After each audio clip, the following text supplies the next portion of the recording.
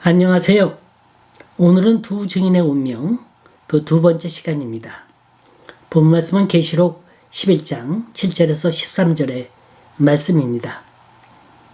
여기 본문을 보면요. 사흘 반, 석 달 반, 3년 반이란 숫자가 자주 나옵니다.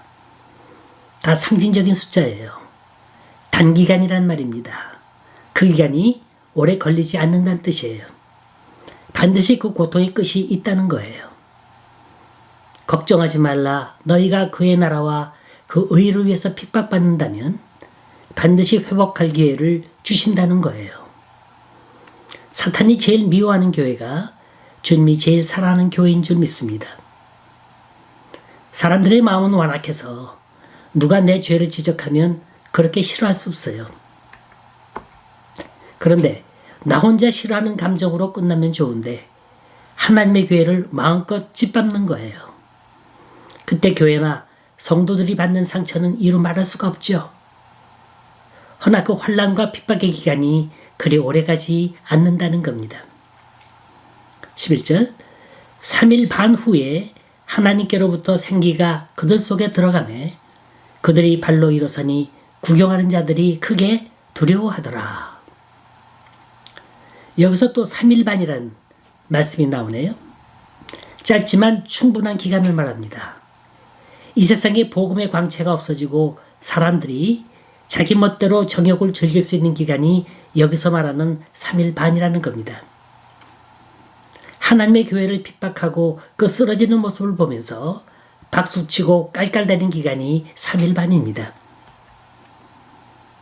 하지만 그 사흘 반이 지나고 하나님의 생리가 그 속에 들어가매 이 말은 그 고난의 기간을 지나고 나면 성령의 역사가 일어난다는 말이에요. 교회는 세상 사람들이 일으킬 수 없습니다. 오직 스스로 발로 일어서야 돼요. 지금까지 옳지 않은 교회의 모습을 보면서 하나님을 두려워하지 않았어요. 왜냐? 예수 믿는 사람들이 술친구고 친목회 회원인데 뭘 두려워하겠습니까?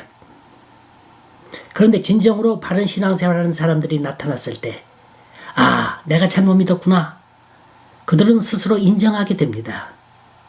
이게 바로 성령의 역사인 거예요. 고로 교회는 반드시 말씀 안에 서야 합니다. 그래야 세상 사람들이 자신의 교만과 헛된 생각을 두려워하게 될 겁니다. 사람을 두려워하지 않고 오직 바른 진리를 붙드는 교회의 존재는 온 세상을 두려움에 빠지게 합니다. 여러분, 교회를 살리는 일은 성령이 하시는 일이에요. 우리가 걱정한다고 해서 될 일도 아니고요. 열심히 있는 사람 몇 사람이 애쓴다고 해서 될 일도 아니고요.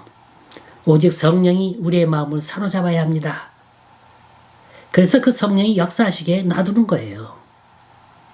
이게 우리가 세상을 이기는 방법인 줄 믿습니다. 이제 남은 부분은 다시 생명을 얻은 교회가 궁극적으로 어떻게 될 것인가를 보여줍니다. 12절 하늘로부터 큰 음성이 있어 이리로 올라오라 함을 그들이 듣고 구름을 타고 하늘로 올라가니 그들의 원수들도 구경하더라. 참 이 부분은 아주 조심히 해석해야 할 줄 압니다. 소위 이단들, 시한부 종말론자들, 휴고론자들이 이 구절을 아주 잘 이용하고 있어요. 이들이 소위 주장하는 말들이 뭔지 아세요? 믿는 자들이 공중으로 끌려간 후 지상에는 7년 대환란이 있겠고 그 후에 다시 이들이 지상에 내려와서 1000년 동안 왕노릇한다. 그렇게 믿습니다. 그래가지고 몇 년, 몇 월, 며칠, 몇 시까지 아주 대담하게 예언을 합니다. 주님이 그때 오신다는 거예요. 그때 자기들은 곤중으로 구름 타고 올라간다는 거예요. 불행하게도 여기에 혹해서 넘어가는 사람들이 있다는 겁니다. 그래서 한 번이라도 맞은 적 있습니까? 우리는 성경을 있는 그대로 해석해야 합니다. 우리가 의문하고 있는 7년 대환란은 뭐고 1000년 대왕국은 뭘까? 성경이 말하는 7년 대환란이란 교회나 믿는 성도들이 이 세상에서 당하는 고난을 상징적으로 표현한 거라 보면 됩니다. 고난당하는 교회나 그 성도들이 얼마나 힘들어합니까? 언제나 이 고난이 끝나려나? 언제나 이 어둠의 터널을 지나 밝은 햇살을 맛보려나? 언제나 말씀이 승리하고 믿음에 승리하는 날이 오려나? 인내하면서 기다리는 그 순간이 무척이나 길게 느껴질 겁니다. 7이란 숫자는 성령을 뜻하는 온전 숫자라 그랬죠? 때가 돼야 한다는 거예요. 하나님이 원하시는 만큼 그 믿음의 분량이 차야 한다는 겁니다. 그 기간 동안 그 금이 정금이 되려면 수없이 풀무불에 들어가야 하는 것처럼 교회는 수없는 신앙의 연단을 받아야 한다는 겁니다. 근데 분명한 건 이 7년 대환란을 경험한 교회의 성도가 주님 오실 때 믿는 자와 믿지 않는 자가 나뉘어지고요. 영원한 생명과 영원한 지옥이 이루어지는 그 광경을 보게 된다는 겁니다. 하나님이 정말로 사랑하는 교회는 높이 드셔서 존귀하게 하시고 이 세상의 권력과 유혹이 가까이 가지 못하게 하십니다. 왜냐하면 교회는 그리스도의 신부이기 때문입니다. 교회가 하늘로 올라간다는 건 크게 영광스러워지는 걸 말해요. 그럼에도 불구하고 끝까지 하나님께 돌아오지 않는 자들에겐 하나님은 큰 지진을 내리시는데 성 3분의 1이 무너집니다. 13절 그때 큰 지진이 나서 성 10분의 1이 무너지고 지진에 죽은 사람들이 7천이라 그 남은 자들이 두려워하여 영광을 하늘의 하나님께 돌리더라. 여기서 10분의 1은 대표적인 의미가 있어요. 앞으로 다 무너진다는 겁니다. 또 지진에 죽은 사람이 7천이라 그랬죠? 이 7천은 하나님을 믿지 않는 사람들을 말합니다. 마치 출애굽 때 10번째 재앙에서 장자가 죽었듯이 하나님을 믿지 않다가 죽는 사람의 대표 같아요.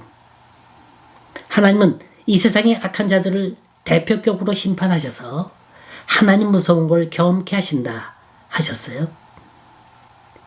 이 세상은 우리가 보는 것처럼 그렇게 단순하고 평화롭지 않습니다.